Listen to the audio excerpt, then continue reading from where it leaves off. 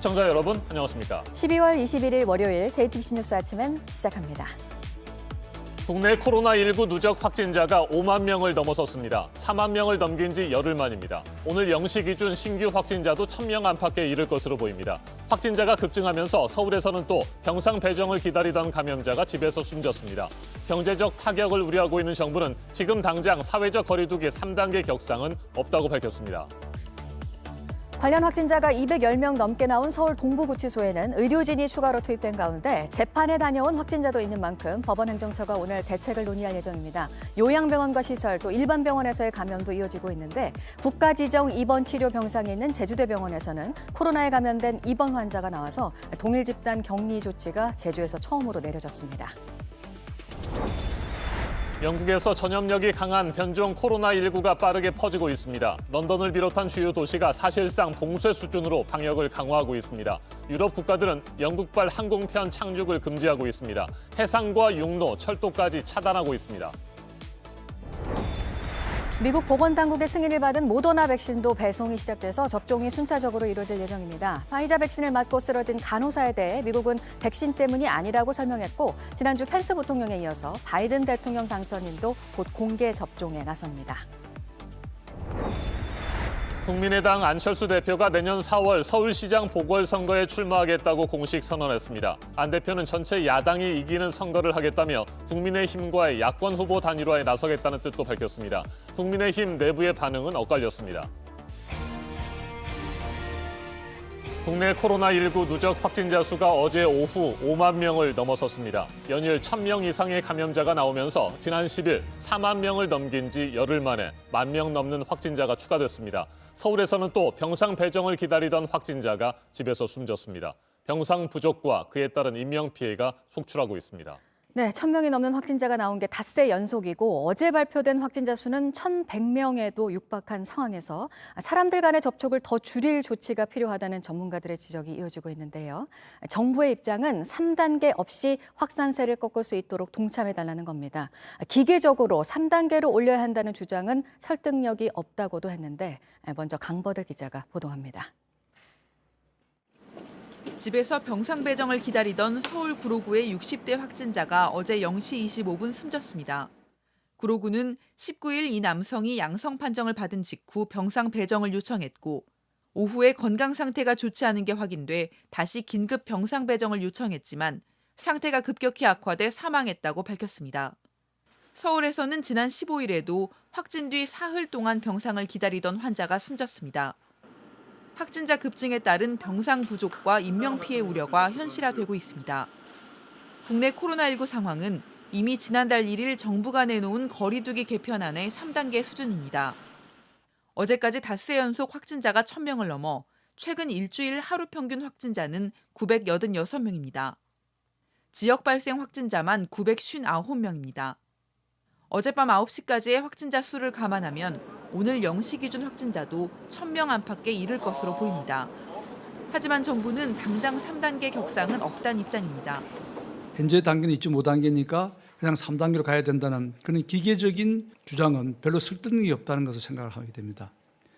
경제적 피해가 큰 3단계에 대한 국민적 동의가 필요하다는 점 등을 격상을 하지 않는 이유로 들었지만 이러다 또 확산세를 잠재울 시기를 놓칠 수 있다는 우려가 나옵니다.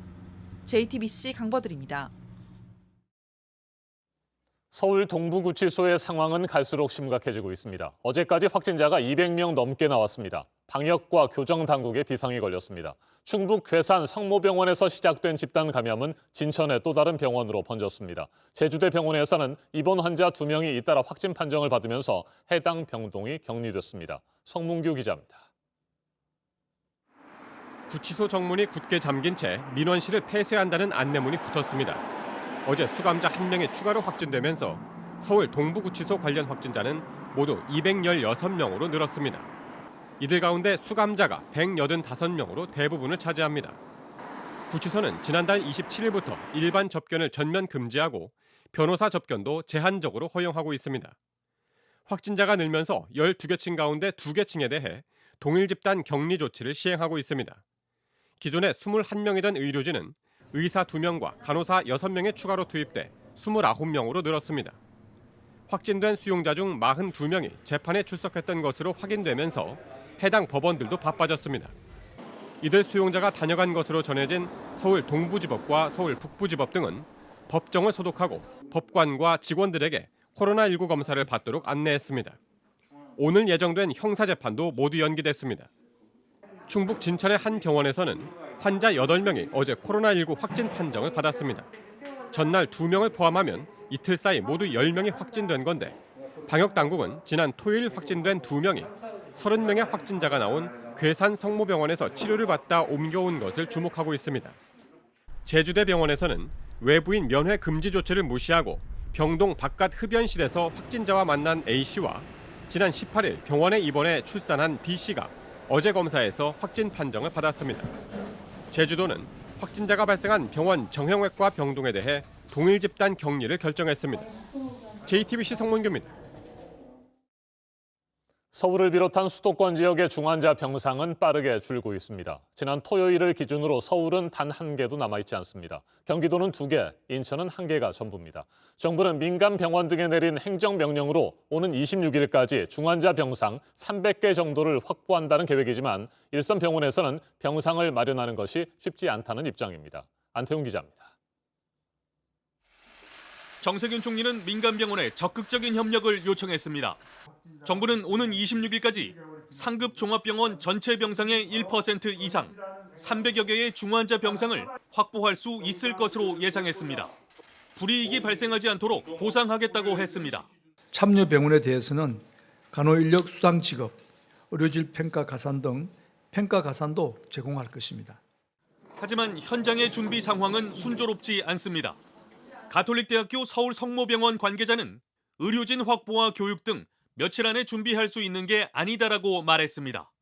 이달 안에 총 7개의 코로나19 중환자 병상을 마련할 예정이지만 1%라는 기준을 맞추는 건 어렵다고 설명했습니다. 전문가들은 민간 병원이 중환자 병상을 내놓는다고 해도 꽉 차는 건 시간 문제라며 병상의 효율적인 관리가 선행돼야 한다고 지적했습니다. JTBC 안태훈입니다.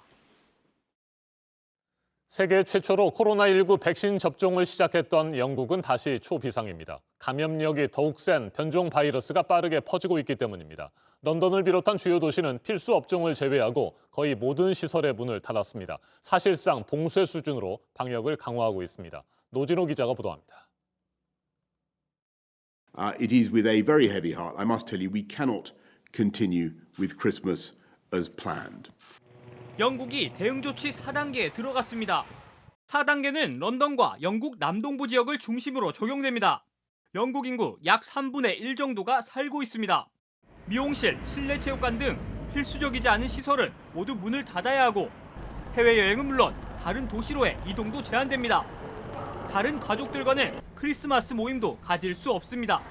이번 조치는 3단계를 적용한 지 4일 만에 나왔습니다. 최근 발견된 코로나19 변종 바이러스의 잠재적 위험 등을 고려한 결정입니다. 영국은 11월 말 신규 확진자가 10,000명 초반대로 떨어졌지만 12월 들어 다시 빠르게 늘면서 17일 역대 가장 많은 확진자가 나왔습니다. 영국은 우선 4단계 조치 상황을 지켜본 뒤 오는 30일 연장 여부를 재검토할 예정입니다.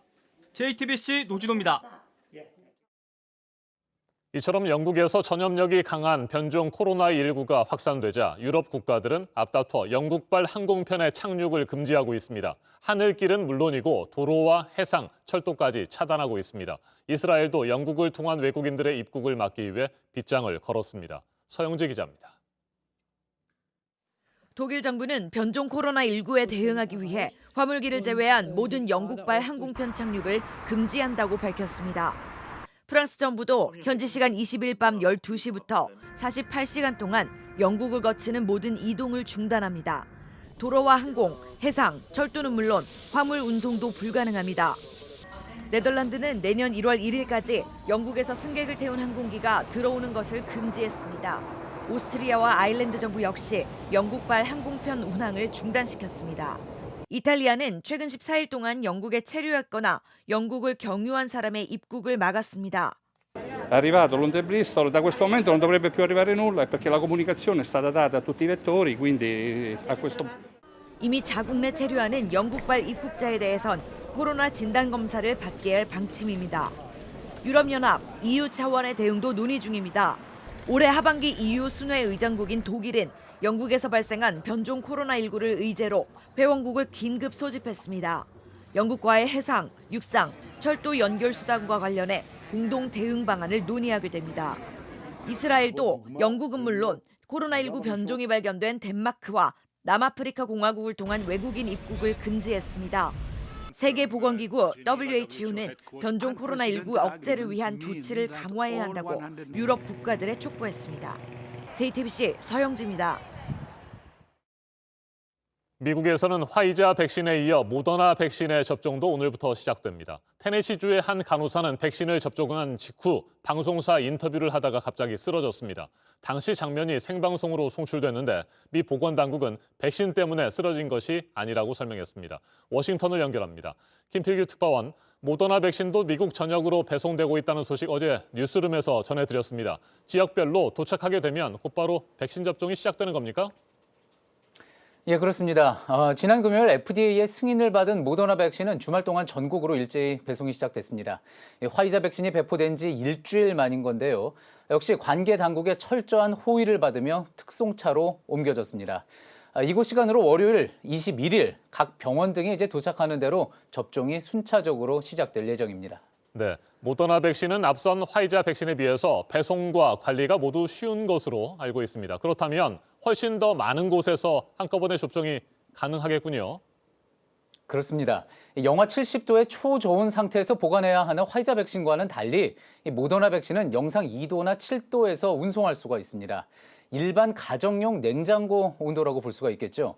따라서 화이자 백신은 특별 보관 장치가 있는 636곳으로만 배송이 됐지만 모더나 백신은 3,200곳 이상으로 보낼 예정입니다. 시골 병원이나 보건소까지 구석구석 직접 보낼 수가 있고요. 또 태평양의 미국령까지 전할 수 있다고 외신들은 전했습니다. 자, 그리고 화이자 백신을 맞은 간호사가 인터뷰 도중에 갑자기 쓰러졌다고 하던데 지금 상태는 어떻습니까? 예, 미국 테네시주의 한 병원에서 일하는 수간호사 티퍼니 도버가 백신을 맞은 뒤에 취재진에게 소감을 밝히던 중 어지럽다고 말하며 쓰러지는 장면이 생중계돼 나갔던 겁니다. 몇 분 후에 다시 일어난 도버는 원래 신경계 과민 반응 이력이 있었다. 그래서 작은 통증에도 쉽게 기절한다 이렇게 이야기를 했는데요. 직접 한번 들어보시죠. I feel fine now. And this is, I have passed out probably 6 times in the past 6 weeks. It's common for me. Okay. 네, 백신을 맞고 간호사가 쓰러지는 장면을 생방송으로 지켜보던 미국 시민들도 크게 놀랐을 것 같습니다. 병원 측이나 보건당국은 뭐라고 설명했습니까? 예, 병원 측에서는 이것이 이제 백신 접종뿐 아니라 단순히 주사를 맞을 때 흔히 일어날 수 있는 일이라고 설명을 했습니다. 미 질병통제예방센터 CDC도 웹사이트를 통해서 같은 설명을 내놨는데요. 지난주 동안 이제 27만 명의 미국인이 화이자 백신을 맞은 것으로 집계가 됐습니다. 이 중 알레르기 반응 같은 부작용이 나타난 사람은 6명에 불과했고요. 모두 정상 범위의 반응이었다고 또 CDC는 전했습니다. 관계 당국도 이 정도면 굉장히 부작용이 적은 백신이라고 강조했습니다. 정치인들도 적극적으로 백신을 맞고 있죠. 바이든 대통령 당선인도 이번 주에 접종을 한다고요? 예. 마이크 펜스 부통령 부부 등이 이제 지난주에 접종을 마쳤고요. 또 조 바이든 대통령 당선인 부부는 21일 공개 접종을 하겠다고 밝혔습니다. 의료진 권고에 따라서 카멀라 해리스 부통령 당선인은 좀 시차를 두고 이번 주 중에 접종을 할 계획입니다. 다만 트럼프 대통령은 아직까지 구체적인 계획을 밝히지 않았는데 한 번 감염이 됐어도 또 맞아야 한다는 이야기가 정부 관계자에게서도 나왔습니다. 들어보시죠. I would encourage the president to get a vaccine for his own health and safety, and also to generate more confidence among the people who follow him so closely. 네, 끝으로 한 가지만 더 살펴보죠. 미국의 코로나19 부양책이 오늘 의회를 통과할 수도 있을 것이다. 이런 소식이 있었는데 혹시 통과가 됐습니까? 아직까지 통과됐다는 소식은 들려오지 않습니다. 자, 이곳 시간으로 이제 19일 상원에서는 9천억 달러, 우리 돈으로 1,000조 원 규모의 코로나19 부양책이 심야 토론 끝에 타결이 됐는데요.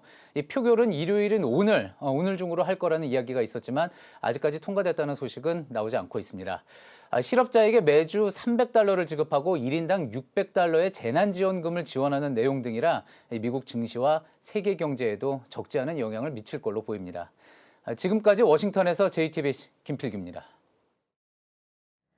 네, 국내 코로나 상황으로 다시 돌아와서 어떻게든 이 확산의 기세를 좀 꺾기 위해 동참하고자 많은 분들이 지금 감내를 하고 계시죠. 이런 마음들을 참 허무하게 만드는 일들이 이어지고 있는데 방역 지침을 어기고 몰래 영업을 하면서 술을 판 유흥주점 등이 여전히 적발되고 있습니다. 박지영 기자가 보도합니다. 배달 음식과 술병이 어지러이 놓여 있습니다. 서울 영등포구의 한 유흥주점입니다. 아예 문을 열면 안 되는 곳이지만 술손님의 도우미까지 있었습니다. 단속 나온 경찰을 향해 으름장도 놓습니다. 개인 정보 유출하면 뭐 변호사님은 네, 하셔도 돼요. 주 출입구는 닫아놓고 지하에 비밀 통로를 만들어 뒷문으로 드나들었습니다. 성북구의 한 당구장도 집합 금지 명령을 어겼습니다. 문은 잠갔지만 불이 켜져 있어 적발됐습니다. 상황 자체가 위반하신 분이 하신 거예요. 사장님, 영업장을 열시면 안 돼요. 아니 여는 게 아니고 서울시와 경찰이 지난 금요일 단속에 나섰더니 일부 유흥주점과 당구장, 식당 등이 적발됐습니다. 10시 넘게 술을 먹다 걸린 식당도 있었습니다. 친구들끼리 온 거라 해명해보지만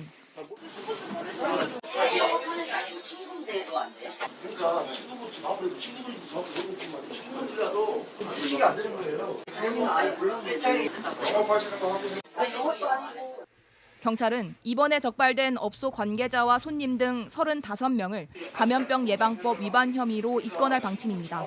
JTBC 박지영입니다. 네, 지금 많은 분들의 관심이 거리 두기 단계가 올라가느냐고요. 앞서 전해드린 대로 신중한 입장의 정부는 3단계로 가더라도 생필품을 확보하는 등의 일상생활은 가능하게 하겠다고 했는데요. 마트들이 영업을 할 수 있어도 밤이면 문을 닫아서 요즘 달라진 풍경이 또 있습니다. 편의점의 모습인데 이 소식은 김나한 기자가 전해드리겠습니다. 네, 지금 제가 장을 보고 있는 곳은 대형 마트처럼 보이지만 사실은 동네 편의점입니다. 거리두기로 저녁 9시에 근처 마트들이 문을 닫으면 장보기 손님들이 이곳으로 몰리는 겁니다. 자정까지도 문을 열던 대형 마트는 모두 문을 닫았습니다. 같은 시각 24시간 문을 열어도 되는 편의점은 붐빕니다. 삼각김밥이나 컵라면이 아니라 달걀을 사고 주로 계란이랑 두부랑 배달 음식도 조금 무섭고 하니까 예전보다는 어쨌든 집에서 뭘 많이 하려고 하게 돼서 과일을 고릅니다. 배송도 시키긴 하는데요. 근데 1인 가구가 먹기에는 너무 이제 많은 양들을 이제 이렇게 판매를 하다 보니까 편의점을 좀 요즘에는 좀 이용을 하는 것 같아요. 좀 가격이 비싸더라도. 식당도 마트도 문을 닫고 집밥을 챙겨 먹어야 하는데 온라인 배달은 주문 조건이 까다롭고 결국 편의점을 찾게 된다는 겁니다. 수도권 2.5단계가 시작되고 일주일 동안 밤 시간 편의점에선 쌀이나 두부 같은 음식 재료 판매가 껑충 뛰었습니다. 편의점 음료수 매대 옆은 두부와 계란이, 아이스크림 옆은 냉동 삼겹살이 차지했습니다. 아파트 단지 앞에 자리한 이 편의점에선 냉동 갈치와 동태까지 팝니다. 판매량이 많아져서 지금 보시면 저 뒤에까지 진열대를 추가한 상태고요. 이렇게 편의점에서 살 수 있는 식재료가 다양해졌지만 가격도 규모도 마트를 대신할 정도는 아닙니다. 정부도 거리두기 3단계가 되더라도 마트의 생필품 판매는 허용하는 방안을 검토 중입니다. JTBC 김나한입니다. 네, 지금 국내에서 집단 감염이 잇따라 나오고 있는 곳 가운데 한 곳이 요양병원입니다. 대표적인 감염 취약 시설이고 감염이 된 사람이 한 명 나오면 순식간에 번지는 곳인데 지금 의료진도 부족한 그런 상황인데요. 선제 검사가 오늘부터 강화가 됩니다. 이 소식 포함해서 밤사이 상황은 보도국 연결해서 알아보도록 하겠습니다. 박지윤 기자, 먼저 관공서에서 확진자가 나왔다는 소식도 잇따라 들리네요. 네, 서울 구로구청 직원 한 명이 코로나에 어제 확진됐습니다. 구는 어제 청사를 긴급 방역 소독했습니다. 확진자와 접촉한 사람과 감염 경로 등을 조사하고 있습니다. 접촉자들은 검사를 받고 있습니다. 구청은 확진된 직원이 대면 접촉이 있는 부서는 아니라고 전했습니다. 군은 오늘 평소대로 청사를 열고 업무를 계속합니다. 추가 확진자가 나오는지 여부를 보고 후속 대응 방침을 결정할 방침입니다. 또 어제 제주도 서귀포시 성산읍에 있는 동부소방서 성산 119센터 소속 소방관 1명이 확진됐습니다. 동부소방서 관할 소방 공무원 93명이 검사를 받고 있습니다. 또 성산 119센터에서 확진자와 함께 근무한 동료 직원 30여 명이 자가 격리됐습니다. 제주도는 성산 119센터의 출동 공백을 막기 위해서 인근 119센터 인력을 동원하기로 했습니다. 네, 그리고 조금 전에 말씀드렸던 요양병원에 대해서요. 환자를 더 빠르게 찾아내겠다는 거죠? 네, 그렇습니다. 정부는 오늘부터 전국 요양병원과 요양시설에 대한 유정자 증폭 PCR 전수 검사 주기를 종전의 절반 수준으로 단축합니다. 이에 따라서 수도권은 기존 2주에서 1주로, 비수도권은 4주에서 2주로 짧아집니다. 방역당국은 또 신속 항원 검사 도구를 사용해서 의심 증상 있는 환자를 신속하게 찾아내기로 했습니다.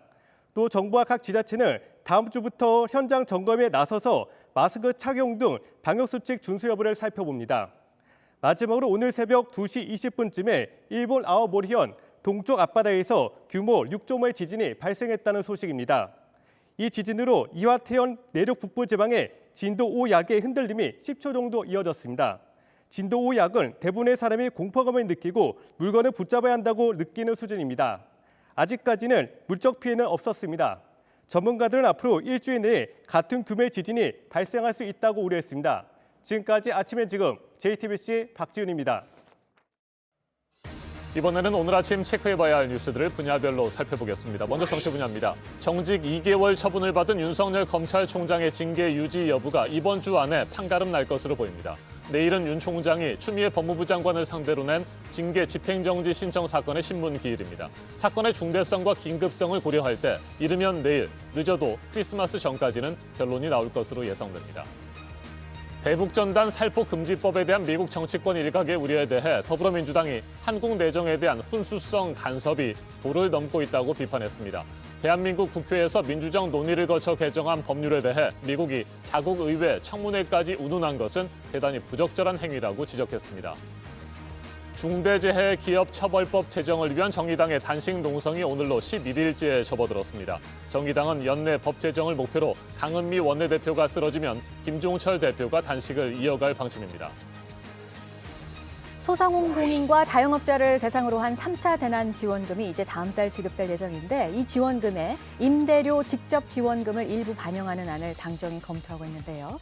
여기에 고용 취약계층과 저소득층으로 지원 대상을 늘리는 것도 논의하고 있는 것으로 전해져서 3차 지원금 규모는 적어도 4조 원을 넘어설 것이라는 전망입니다. 청약 통장에 가입한 사람 수가 우리나라 인구 수의 절반을 넘어섰습니다. 올해 들어서 가입자들이 늘어나는 속도가 빨라져서 지난달 2,700만 명을 돌파했는데 7개월 만에 100만 명이 넘게 늘어난 겁니다. 시세보다 훨씬 싼 값의 분양에 기대감이 높아진 데 따른 것으로 보입니다. 지난달 나온 전세 대책에 따라서 LH가 관리하는 전세형 공공임대주택 모집 공고가 오늘 시작되는데요. 수도권 4,500여 가구를 포함해서 전국에서 14,000여 가구 규모입니다. 서울 물량은 거의 없는 것으로 전해졌습니다. 계속해서 사회 분야 뉴스입니다. 대학 교수들이 올 한 해 우리 사회를 표현하는 사자성어로 아시, 타, 비를 선정했습니다. 나는 옳고 상대는 틀렸다는 의미의 신조어로 한 해 내내 정치권과 사회 전반에서 소모적인 갈등이 반복됐던 현실을 꼬집었습니다. 어제 오후 경기도 김포의 한 도로를 달리던 승용차가 갓길에 불법 주차된 대형 화물차를 들이받았습니다.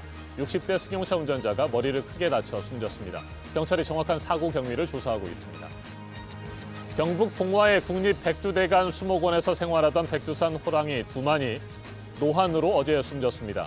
올해 20살로 국내에서 사육되고 있는 호랑이 가운데 가장 오래 살았습니다. 이로써 국내 백두산 호랑이 개체수는 4마리로 줄었습니다.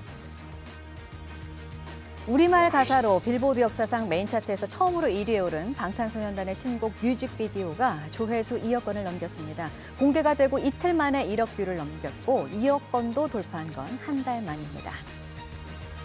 광주에 들어선 e스포츠 전용 경기장이 문을 열었는데요. 국제대회를 포함해서 메이저급 경기를 치를 수 있는 전국 최대 규모의 경기장입니다. 오늘 목성과 토성이 400년 만에 가장 가까이 만납니다. 거의 겹쳐 보일 정도라고 하는데 국립과천과학관에서 실시간으로 중계를 할 예정입니다. 국가과학기술자문회의 전원회의를 오늘 문재인 대통령이 주재합니다. 과학기술 최상위 회의체 회의로 국가연구개발 100조 원 시대 전략을 논의할 예정입니다. 민주당이 오늘 새만금에서 현장 간담회를 갖는데 육상 태양광 부지와 재생에너지 단지 등을 찾고 새만금 관련 에너지 전문가들과도 만날 예정입니다. 오늘부터 발급을 받는 여권에는 주민등록번호 뒷자리가 없습니다. 여권을 잃어버렸을 때 개인정보 유출을 막기 위해서입니다. 여권을 신분증으로 사용하려면 여권정보증명서를 발급받아야 합니다. 분야별 뉴스들 체크해드렸습니다. 동지인 오늘 아침 어제보다 기온이 조금 올랐지만 오전 7시 현재 기온이 철원 영하 14도, 서울은 영하 6도 등 여전히 영하권 날씨를 보이고 있습니다. 경기 북부와 강원 영서, 충북 북부에는 한파경보가 내려져 있습니다. 추운 날씨 속에 충남 내륙과 전북에는 곳에 따라 빗방울이 떨어지거나 눈이 날리겠습니다. 메마른 날씨가 이어지면서 대기는 매우 건조합니다. 동해안에는 건조경보가 내려져 있고 서울과 경북에도 건조주의보가 내려져 있습니다. 산불을 포함한 각종 화재 예방에 주의하셔야겠습니다. 내일은 기온이 크게는 8도가량 오르면서 한동안 매서웠던 한파가 누그러지겠습니다. 내일 아침 기온이 서울 0도, 부산 2도로 평년 기온을 회복하겠습니다. 현재 기온은 서울 영하 6도, 춘천 영하 12도, 전주와 부산 영하 1도로 어제보다 2도에서 4도가량 높습니다. 낮 최고 기온은 서울 3도, 대전 6도, 광주와 대구 7도로 어제보다 1도에서 3도가량 높겠습니다.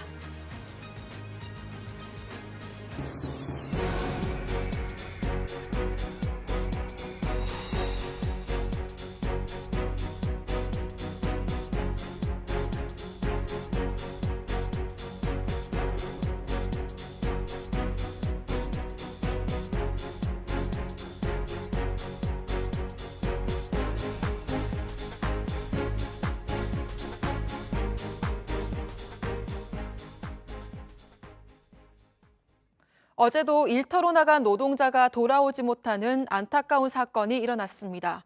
경기도 평택 물류창고 건설 현장에서 작업 중이던 노동자 3명이 숨졌습니다. 천장을 받치고 있던 콘크리트 뼈대가 갑자기 무너져 내린 겁니다. 송승환 기자입니다. 물류창고 천장 한쪽이 뻥 뚫렸습니다.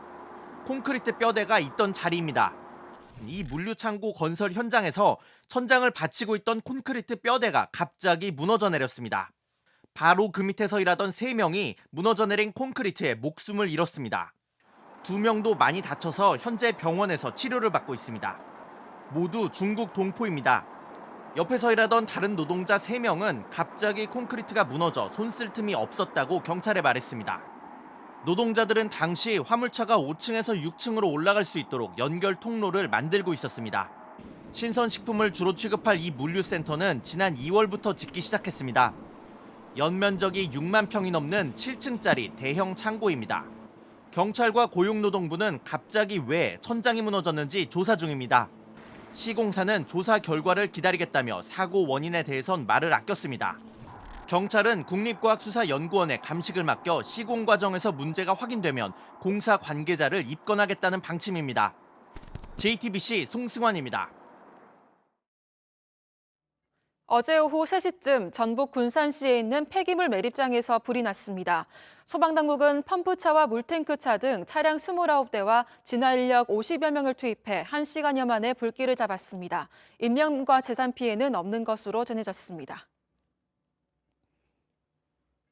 자신이 보증을 선 중장비 구매 대출금을 갚지 않는다며 말다툼 끝에 흉기로 50대 지인을 살해한 60대가 붙잡혔습니다. 강원 춘천경찰서는 어제 63살 A씨를 살인 혐의로 체포해 조사하고 있습니다. A씨는 어제 오후 7시쯤 춘천시 퇴계동에 있는 58살 지인의 집 인근에서 말다툼 도중 미리 준비한 흉기로 지인을 찔러 숨지게 한 혐의를 받고 있습니다. 최근 감염자 37명이 집단 발생한 충북 음성 소망병원에서 확진돼 서울로 이송된 직후 도주한 코로나19 확진자가 충북 청주시에서 검거됐습니다. 경찰은 서울 광진구 국립정신건강센터에서 택시를 타고 도주한 확진자 58살 A씨를 어제 오후 3시쯤 붙잡았다고 밝혔습니다. 정신과 치료를 받고 있는 A씨는 환자복을 입고 횡설수설하는 행동을 이상하게 여긴 택시기사에 의해 청주경찰서 분평지구대로 이동된 것으로 전해졌습니다.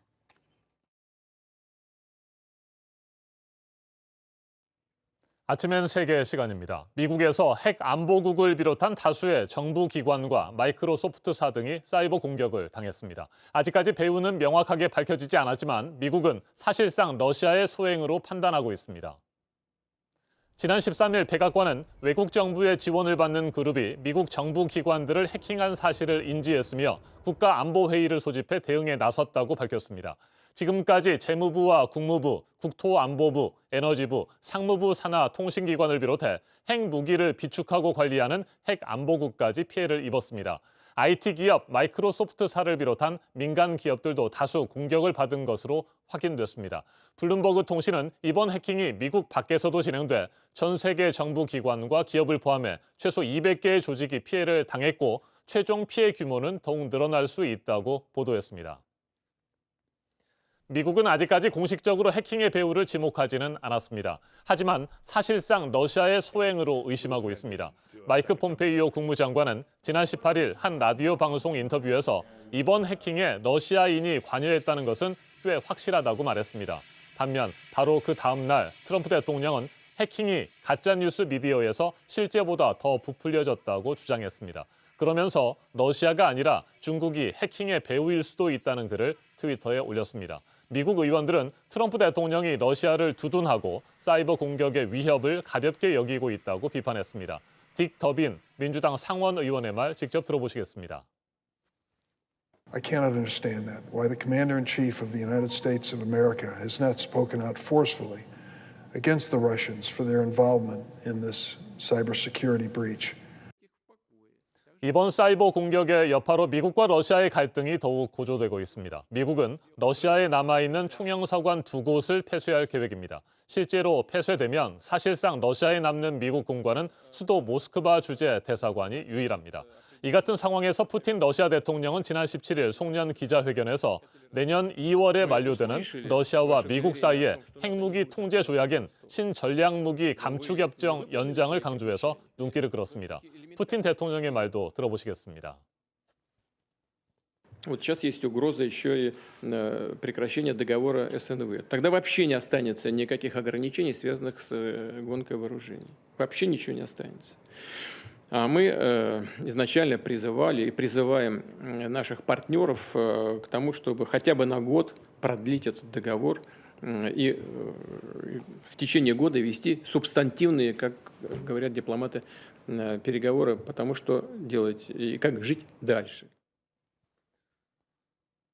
미국을 주요 표적으로 진행된 이번 사이버 공격이 미국, 러시아 양국 관계에 미칠 파장, 미국 전문가와 좀 더 자세하게 짚어보겠습니다. 박원곤 한동대 국제지역학과 교수 전화로 연결됐습니다. 교수님 안녕하십니까? 네, 안녕하세요. 네, 이번 사이버 공격 아직까지 정확한 피해 규모는 파악되지 않고 있습니다. IT 역사상 최악의 해킹이 될 수 있다 이런 분석도 나오고 있는데 미국 내 전반적인 분위기는 어떻습니까? 그렇습니다. 현재까지 알려진 바에 의하면 최소 50개의 조직과 회사, 많게는 200개의 조직과 회사가 이번 해킹에 공격을 당했다라고 알려져 있고요. 미국 정부에서 당연히 파악 중이다라고 판단이 됩니다만 파악되더라도 공식적으로 밝히지는 않을 겁니다. 그렇게 되면 해킹의 효과와 결과를 결국 알려주는 셈이 되기 때문에요. 중요한 것은 지금 알려진 그 소프트웨어 업체 솔라윈즈가 해킹을 당한 건데 그걸 통해서 이 해커들이 업데이트 패치에 악성 프로그램을 심은 거죠. 우리가 많이 쓰는 컴퓨터에서 이제 프로그램이 업데이트 되면서 그 잠입을 하게 되고 그렇게 되면 미국 공무원들, 이 기관들의 이메일을 볼 수 있습니다. 그럼 이메일을 통해서 오가는 정보들을 지금 파악하고 있다라고 판단이 되고요.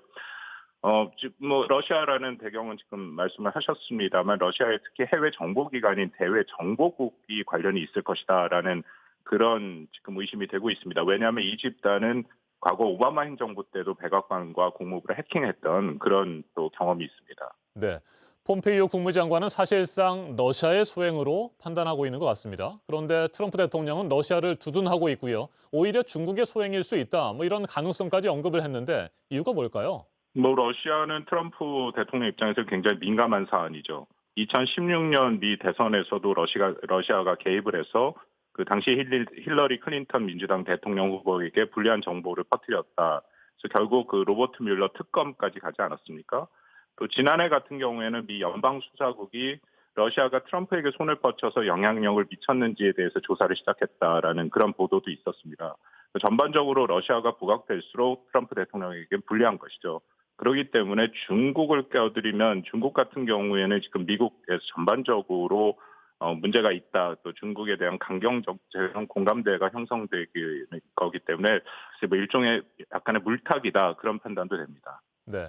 이번 해킹으로 미국과 러시아 사이의 긴장은 고조가 되고 있습니다. 푸틴 대통령은 신전략무기 감축협정, 이른바 뉴스타트 연장을 이 같은 상황에서 강조하고 나섰고요. 바이든 대통령 당선인이 화답을 할 것이냐 이 부분도 궁금한데 어떻게 전망하세요? 뉴스타트 같은 경우에는 현재 러시아가 유리합니다. 왜냐하면 러시아가 이미 개발을 해서 배치하고 있는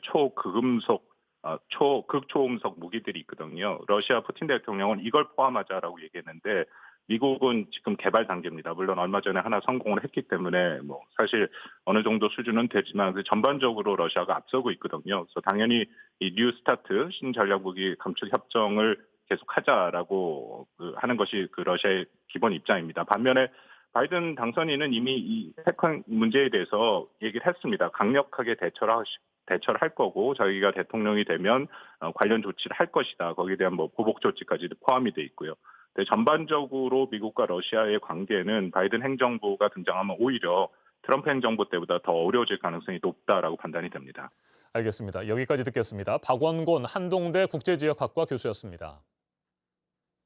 조 바이든 미국 대통령 당선인은 이번 사이버 공격에 대해 책임 있는 사람들에게 응분의 대가를 치르게 할 것이라고 경고했습니다. 사실상 러시아 배후설이 굳어지고 있는 가운데 나온 발언으로 러시아 정부를 정조준한 것으로 분석됩니다. 영국 일간지 가디언은 이번 해킹 사태가 바이든 당선인이 직면할 가장 큰 외교적 난제가 될 것이라고 전망했습니다. 대규모 해킹이라는 돌발 악재가 터진 가운데 바이든 행정부가 러시아와 어떤 관계를 형성해 나갈지 주목됩니다. 지금까지 아침엔 세계였습니다.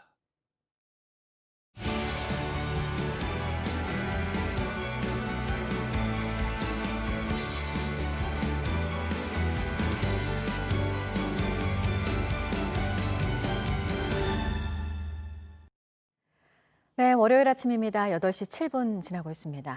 내년 4월 서울시장 보궐선거에 나가겠다고 어제 선언한 국민의당 안철수 대표를 두고 지금 여러 반응들이 나오고 있는데요. 특히 야권의 단일 후보로 출마하겠다고 한 것에 대해서 얘기가 많습니다. 최승기 기자입니다.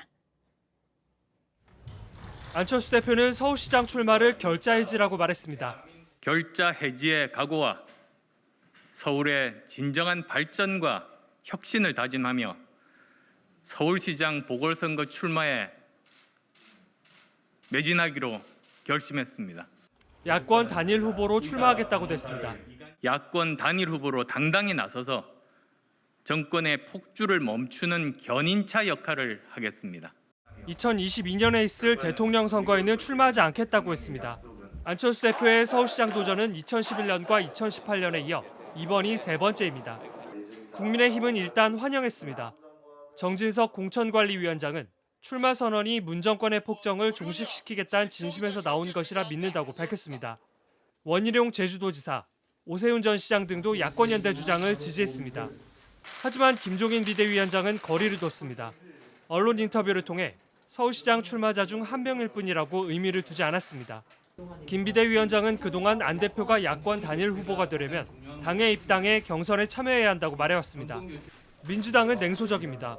김민석 의원은 다음 대선에도 또 나올 것이라고 했고 정청래 의원은 존재감을 끌어올리려는 고육지책의 악수라고 평가했습니다. JTBC 최승기입니다. 네, 이걸 대체 어떻게 해야 하나 싶은 소식 가운데 가장 큰 게 어린아이가 부모에게서 학대를 받은 사건들이죠. 의심을 드는 가정을 들여다보는 전담 공무원들의 얘기를 들어보면 적극적으로 조사를 하기가 그렇게 쉽지 않은 구조인데요. 특히나 요즘은 외부 사람이 집에 오면 코로나 때문에 위험하다는 말들을 해서 집안이 정말 위험할 수도 있는데 조사하지 못하는 경우도 있다고 합니다. 유효한 기자가 보도합니다. 안산시 아동학대 전담반. 학대를 의심받는 부모와 대면 조사 약속을 잡으려 했지만 쉽지 않습니다. 아버님 신체 학대 발생하셨고요. 지금 저희한테 계속 욕설 하시면 처벌 받으실 수 있어요. 저는 하든지 말든지 만들어주세요. 나 10원도 없으니까. 대면 조사를 거부하면 학대 아동의 집에 찾아가 무작정 기다려야 합니다. 아이들을 학대하는 부모들은 대부분 학대를 당연시합니다. 머리 좀 잡았어요. 정신 산다고 다른 사람 같으면 죽였을 거대. 내가 애기 학부모인데 왜 학교에다 전화하는 게 그렇게 잘못된 거예요? 그러다 보니 전담 공무원이 조사하기가 더 힘듭니다. 최근엔 코로나19 때문에 더 힘들어졌습니다. 분들을 찾아가도 코로나 핑계를 대면서 이거 전화로 조사를 하라고 한다거나 아니면 우리 집에 지금 당신들이 들어와서 우리가 위험해진다는 거 한다거나. 안산시 아동학대 전담반은 모두 8명. 하지만 일주일의 신고 건수는 20건에 달합니다. 매일 일이 넘치지만 이들이 제일 안타까워하는 것은 아직은 부족한 환경입니다. 아동학대 쉼터가 너무 부족한 상황입니다. 특히 오랜 기간 보호할 수 있는 곳을 찾으려고 해도 결국에는 이제 초단기 쉼터나 이런 곳을 찾을 수밖에 없고요. JTBC 유요한입니다. 불을 끄고 사람을 구하는 일이 아닌 간부의 갑질 같은 횡포와 비리 때문에 소방관들이 겪고 있는 일들 연속 보도해드리고 있습니다. 소방청이 전국적으로 점검을 하기로 했다는 소식도 전해드렸었는데 또 다른 폭로가 있는데요. 출동부서 소방관들에게 차별이 있었다는 주장도 있습니다. 구석찬 기자가 보도합니다.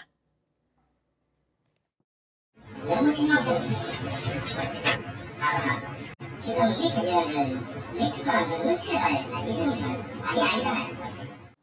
소방서 간부가 대원들을 모아놓고 큰 소리로 나무랍니다.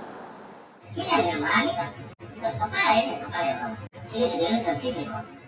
그리고는 걷은 돈을 대원들에게 되돌려주라고 지시합니다. 대충 있지요. 3만 원.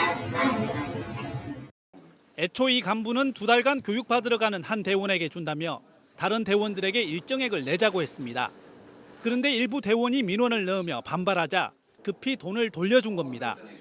해당 간부는 상조회 규정에 따라 위로금 명목으로 거뒀다며 강요는 없었단 입장입니다. 수능은 비추는 정치야 아무래도 많이 끌리는 거예요. 하기 싫어하는 거예요. 아까면 좀 선배는 좀 해라. 또 다른 소방서에선 현장직이 차별받는다는 목소리가 터져 나왔습니다. 올해 설 명절 때 직원들에게 돌아간 선물 내역입니다. 내근직 62명은 28,800원짜리 선물 세트를 가져갔습니다. 그런데 출동부서 168명은 1인당 5,000원어치도 안 되는 돼지고기와 귤을 나눠 먹었습니다. 현장에서 아무 열심히 해도 밥하나 잘못되니까. 부산소방본부 측은 지난 설에는 상대적으로 보수가 적은 내근직을 배려했다고 설명했습니다. 또 연간 1인당 업무 추진비가 비슷해 차별은 없다는 입장입니다. 다만 소방관들이 돈을 각자 낸 부분에 대해선 징계를 했고 센트별 상조회도 모두 없앴다고 밝혔습니다. 소방청은 추가 실태 조사를 벌이기로 했습니다. JTBC 구석찬입니다. 북한이 또다시 금강산 관광지구의 독자 개발 의지를 분명하게 밝혔습니다. 지난해 10월이죠. 김정은 국무위원장이 금강산의 남측 시설을 철거하라고 지시한 지 1년 2개월여 만입니다. 새해 1월 제8차 노동당 대회 개최를 앞둔 시점에 나온 김덕훈 북한 내각 총리의 금강산 관련 발언, 그 배경에 관심이 모아지고 있습니다. 홍현익 세종연구소 수석연구위원 자리에 함께했습니다. 어서 오십시오. 안녕하십니까. 네, 김덕훈 내각 총리가 어제 이런 얘기를 했다고 합니다. 조선중앙통신에 따르면 말이죠. 관광지구를 금강산의 자연경관에 어울리면서도 민족적 특성과 현대성이 결합된 우리식으로 건설하자. 이런 내용인데 지난해 10월 김정은 국무위원장 남측 시설은 싹 드러내라 이렇게 지시하지 않았습니까? 그리고 나서 이번에 또 이 같은 발언이 나온 배경 어떻게 분석하고 계세요? 그때부터 1년 2개월이 지났는데 내년 1월에 이제 8차 당대회가 또 있거든요. 금년에 경제발전 5개년 그 계획도 다 실패했다라고 자인했고 네. 뭐 내세울 게 없는데 새로운 비전이라도 제시하려면 관광으로 우리는 먹고 살아야 된다. 뭐 이런 걸 하기 위해서 한번 점검차 간 게 아닌가 이렇게 보고요. 당장에 지금 뭐 철거하겠다 뭐 이렇게 행동으로 나설 가능성은 커 보이지는 않는데 어쨌든 이제 당대회를 준비하기 위해서 간 게 아닌가 이렇게 보고요. 지도자가 얘기를 했는데 1년 2개월 동안 아무 진전이 없었거든요. 그간에 이제 작년 10월에 김정은이 너절한 시절을 다 뜯어버려라 뭐 이렇게 얘기를 한 직후에 우리 정부에서 통일부에서 만나서 그럼 얘기를 해보자. 어떻게 이 지역을 발전시킬지 종합적으로 얘기를 해보자. 그랬더니 북한에서는 만날 필요 없다. 네. 서면으로 하자. 그래서 이제 우리가 이제 답변을 안 했거든요. 근데 이제 코로나가 심해지니까 북한이 자기네가 철거해봐야 관광객도 안 올 테고 자기네들도 남한에서 와서 철거반이 오더라도 접촉하기가 싫잖아요. 우리 공무원 살해한 거 보면 알잖아요. 서해에서. 그래서 1월 말에 일방적으로 이제 일단은 철거를 연기한다라고 하고 지금까지 온 겁니다. 그러니까 이제 결산을 하기 위해서 방문한 거라고 볼 수 있죠. 네. 금강산 관광지구에 남아있는 우리 시설을 너절한 시설이라고 그렇게 평가하기도 했었습니다. 자, 그렇다고 한다면 새해 초에 8차 노동당 대회가 있고요. 이 즈음에서 새 국가경제발전 5개년 계획을 발표할 것으로 예상이 되고 있는데 이때 금강산 관광지구를 독자적으로 개발하겠다 이런 내용들을 국가경제발전 계획에 포함시킬 것으로 보고 계세요? 자세하게 뭐 어떻게 몇 년 차 계획까지 다 이렇게 나오지는 않더라도 네. 북한이 지금 국가 경제를 가져가기 위해서는 뭐 대외 제재 때문에 엄청나게 지금 힘들잖아요. 그런데 뭐 할 수 있는 게 없고 수출도 거의 뭐 10분의 1로 축소됐고 그런데 이제 관광은 유엔 제재 그 예외된 부분이니까 이 부분으로 좀 뭔가 해보자. 그래서 김덕훈 총리의 금강산 방문 보도도 있었지만 다른 온천 지역을 개발하고 있다 뭐 이러면서 관광을 먹거리로 생각하고 있는 모습이 이제 드러나고 있어요. 네. 다른 거는 뭐 해보려고 해도 남북 경협이 된다면은 해보겠지만 이거는 이제 북핵 문제 북미 대화가 돼야 또 남북이 되고 하니까 결국은 북한이 할 수 있는 거는 무기 개발도 어느 정도는 다 해놨고 주민들한테 뭐 보여줄 게 코로나 없다는 거를 자랑을 하고 싶어도 사실상 환자가 있는데 숨기는 것 같기 때문에 그건 자랑이 안 될 테고 그러니까 뭐 김정은으로서는 사면 초과에 처해서 결국은 그래도 할 수 있는 게 관광이다 이렇게 생각하는 것 같습니다. 네. 금강산 관광지구를 북한이 독자적으로 개발한다면 우리 정부나 우리 기업을 배제한 채 뭐 자기들만의 힘으로 하겠다는 걸까요? 아니면 뭐 중국 등 외국 자본을 끌어들여서 우리를 배제한 채 하겠다라는 뜻일까요? 2011년에 우리 자산 다 몰수하고 그다음에 자기들이 독자적으로 하겠다 그러고 법까지 만든 다음에 그 해외 투자를 유치하기 위해서 시범 관광하고 네. 투자자 유치를 했는데 사실은 외부에서 투자를 해서 잘 하다가 중단돼 있는데 그거를 북한이 임의로 철거하고 투자자를 모으면 누가 오겠습니까? 그러니까 중국이나 뭐 싱가포르나 홍콩이나 이런 데 투자자도 우리가 투자해도 남한이 했는데 저렇게 그냥 뭐 깡그리 무시하고 다 철거하고 하는데 우리도 손해 볼지 모른다 그러고 투자를 안 할 거 아닙니까? 그러니까 북한이 만약에 하고 싶다면 우리랑 하는 길이 제일 이제 순탄한 길인데 그건 이제 결국은 미국과 국제 제재 여기서 이제 이걸 돌파해 나가는 거고 생각을 해봐도 만약에 외부의 투자자가 있어서 뭐 잘 개발을 하더라도 남북 관계가 안 좋고 경색돼 있고 사실 금강산이 대한민국의 코앞인데 한국에 관광객이 안 가고 중국에서 온다 그래도 결국은 낮은 선봉에 와서 배 타고 오는 건데 굉장히 그 많은 인원이 오기는 어렵거든요. 그러니까 남북 관광하는 거에 한 5분의 1밖에 안 온다면 엄청난 투자를 해서 손해만 보게 되죠. 그러니까 결국은 북한의 길은 우리를 자꾸 이렇게 그 자극도 주고 압박도 해서 네. 결국은 다시 남북 관광을 하자 이런 얘기가 아닌가 싶고요. 우리 정부도 지금 또 김덕훈이 가고 이럴 때 통일부의 입장은 만나서 얘기하자. 그리고 우리는 또 전향적으로 또 다시 해볼 마음이 있다. 개별 관광도 코로나만 아니면 바로 할 것이다. 이렇게 하고 있기 때문에 제가 볼 때는 북한이 그냥 임의로 단독적으로 1월 달에 막 그냥 철거 들어가고 그러지는 않을 것 같습니다. 네, 겉으로는 금강산 독자 개발 의지를 강하게 밝히긴 했었지만 이번 일을 계기로 해서 남북 간에 다시 뭐 대화하자, 접촉하자 이런 의사를 표명한 것이다 이렇게 볼 수도 있다는 말씀이시군요. 그런 의사에 표현하는 북한식 방식일 수도 있다. 그래서 결국은 그걸 철거하고 그러면 우리도 뭐 국제사법재판소나 뭐 국제 상설중재재판소나 국제상사중재위원회 이런데 제소하고 그렇게 되면 북한은 또 불명예를 안게 되고 설사 뭐 소송이 오래돼서 우리가 그거를 배상받을지는 모르겠지만 어쨌든 북한의 입장에서도 가장 좋은 길은 남북 간의 투자와 남북 관광객 유치인데, 남한의 관광객 유치인데, 그렇다면은 결국은 북한은 지금 사면초가적인 입장에서 그 대북 제재에다, 홍수에다, 태풍에다, 코로나, 그래서 북한 경제가 뭐 3중고, 4중고에 처해 있어서 결국은 1월 달에 당대회라도 우리 정부한테 뭔가 대화의 여지를 남기고, 미국한테도 지금 김정은이 연말에 외교관들한테 지시해서 미국을 자극하는 행동하지 말라라고 지시했다는 거 아닙니까? 그 얘기는 바이든하고 관계가 굉장히 안 좋지만 북한으로서는 그래도 바이든과 대화를 다시 시작하려고 하는 그런 행보 쪽으로 갈 가능성이 더 크다. 저는 강경 기조로 가기보다는 바이든과의 대화 여지를 남길 것이다. 그렇게 저는 보고 있습니다. 네, 그렇게 된다면 비교적 다행이겠습니다만 또 다른 한편에서는 바이든 행정부에 보내는 뭐 어떤 메시지일 수도 있을 것 같고요. 네. 아니면 우리 정부를 좀 더 압박하는 차원에서 내년 4월 우리 보궐선거 있잖아요. 네. 4월 보궐선거를 앞두고 뭐 금강산에 우리 시설을 폭파하거나 뭐 강제 철거한다거나 이런 조치를 취할 것이다. 이런 뭐 예상도 하고 있는데 그 가능성은 높지 않다고 보시는 겁니까? 그렇게 한다면 그건 완전히 북한의 자충수고요. 2009년에도 오바마 바이든 플랜이 나와서 바이든이 당시 부통령이었잖아요. 그래서 과감하고 직접적인 대화를 하겠다. 쿠바하고 이란하고 북한하고 하겠다 그랬는데 3월까지 힐러리 클린턴 국무장관이 서울까지 왔지만 고위급 대화할 의사는 없다라고 하니까 장거리 미사일 쐈거든요. 근데 지금 또다시 북한이 그렇게 하기에는 어떤 자율 재량 여지가 크지가 않다. 지금 굉장히 너무나 어렵거든요.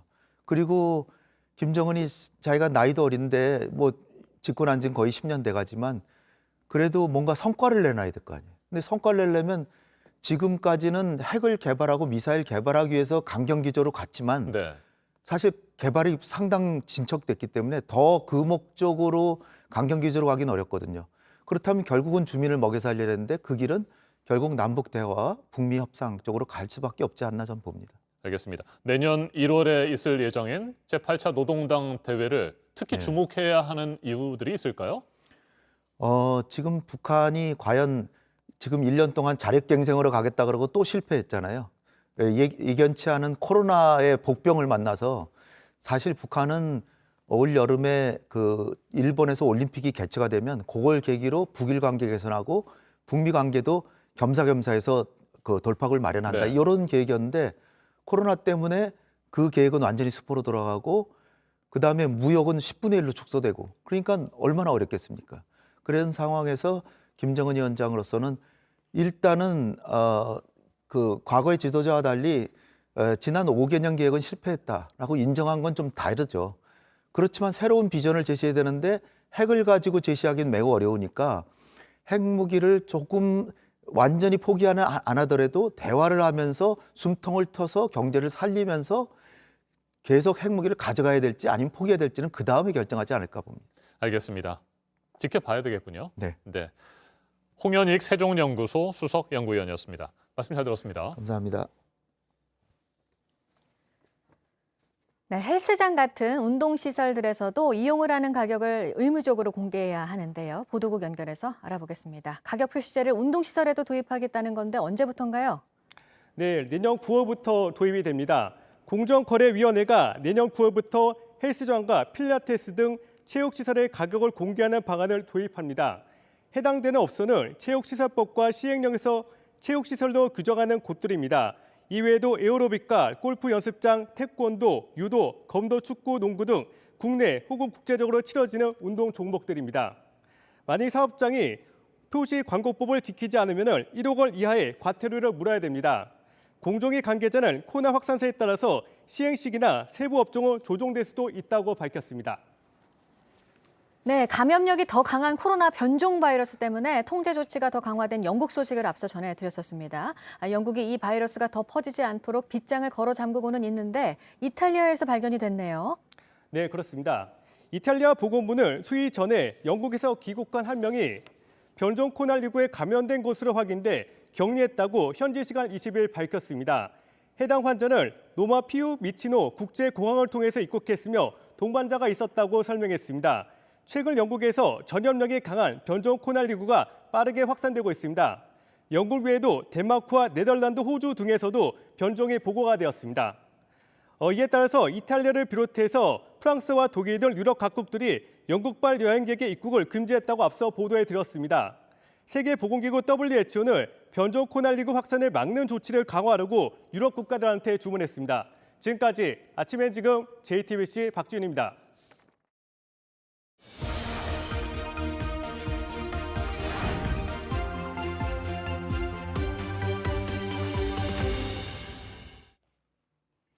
코로나로 멈춰버린 세상에서 여행이 그리운 날들이 길어지고 있습니다. 지금 당장 떠날 수는 없지만 그동안의 여행들을 되돌아보고 소중한 시간으로 만들어줄 책들을 소개해드리겠습니다. 여행의 시작은 준비부터죠. 저자는 여행 준비가 취미라고 하는데요. 여행 당일보다 더 설레고 신나는 과정이라고 말합니다. 여행의 추억을 더 길고 진하게 남기기 위해서 다양한 이벤트로 여행을 떠날 명분을 만들고 지도에 흔적을 남깁니다. 여행을 떠나지 못해 우울해하기보다는 다음 여행을 준비하면서 누릴 수 있는 다양한 즐거움을 소개합니다. 산책을 하고 카페에서 책을 읽고 시장에서 장을 보고 요리를 하고 똑같은 일상도 낯선 곳으로 배경이 바뀌면 보다 특별해집니다. 평범한 나날을 행복하게 만들어주는 작고 반짝이는 순간들을 담은 에세이입니다. 저자가 여행지에서 만난 사람과 사랑 이야기도 담겨 있는데요. 일상을 천국처럼 만드는 쉬운 방법들을 전합니다. 유명한 관광지를 찾아다니고 사진 찍기에 바빴던 첫 번째 여행에서 벗어나서 도시의 역사와 예술을 깊이 만나게 해준 두 번째 여행을 담은 책입니다. 혁명의 도시 파리, 그리고 화려한 예술로 빛났던 피렌체. 도시에 깃든 다양한 기억들이 저자의 여행기와 함께 다채롭게 펼쳐집니다. 쇠락이 있기에 더욱 아름다운 삶과 예술을 이야기합니다. 지금까지 새로 나온 책 소식 전해드렸습니다. 오늘 전국에 구름이 많고 중부 내륙을 중심으로 매우 춥겠습니다. 경기 북부와 강원 영서, 충북 북부에는 한파경보가 내려져 있습니다. 추운 날씨 속에 대기는 매우 건조해 동해안에는 건조경보가 내려져 있고 서울과 경북에도 건조주의보가 내려져 있습니다. 낮 최고 기온은 서울 3도, 대전 6도, 광주와 대구 7도로 어제보다 1도에서 3도가량 높겠습니다. 내일 아침은 기온이 크게 오르면서 매서웠던 한파가 누그러지겠습니다. 아침엔 뉴스워치, 오늘 하루 관심을 가지고 지켜봐야 할, 기억해야 할 뉴스 끝으로 정리해드립니다. 국내 코로나19 누적 확진자가 5만 명을 넘어섰습니다. 4만 명을 넘긴 지 열흘 만입니다. 오늘 0시 기준 신규 확진자도 1,000명 안팎에 이를 것으로 보입니다. 확진자가 급증하면서 서울에서는 또 병상 배정을 기다리던 감염자가 집에서 숨졌습니다. 경제적 타격을 우려하고 있는 정부는 지금 당장 사회적 거리두기 3단계 격상은 없다고 밝혔습니다. 서울 동부구치소에서는 관련 확진자가 210명 넘게 나오면서 의료진이 추가로 투입됐고 재판에 다녀온 확진자도 있어서 법원행정처가 오늘 대책을 논의합니다.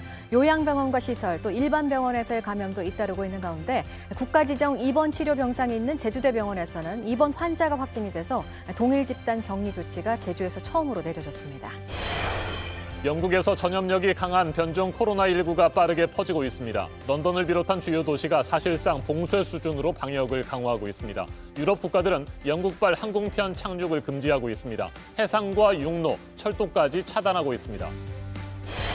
올해 마지막 LPGA 투어에서 여자 골프 세계 랭킹 1위인 고진영 선수가 우승을 하면서 상도막 자리에도 2년 연속으로 올랐습니다. 올해의 선수는 김세영 선수가 차지했습니다. 오늘 전해드릴 소식은 여기까지입니다. 이상으로 JTBC 뉴스 아침엔 월요일 순서 모두 마치겠습니다. 건강한 하루 보내시기 바랍니다. 고맙습니다.